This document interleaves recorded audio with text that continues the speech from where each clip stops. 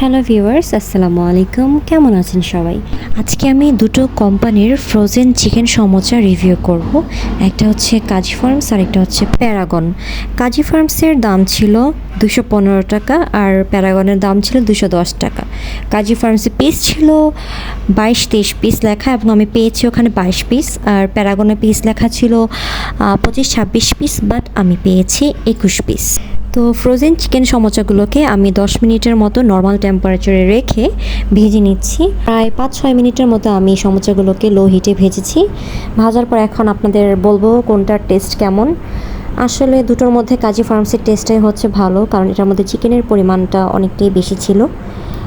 আর প্যারাগনের যেটা বলবো সেটাতে চিকেনের সাথে আর অনেক ধরনের মশলা মিক্স করা ছিল, যার কারণে আমার কাছে ভালো লাগে নাই।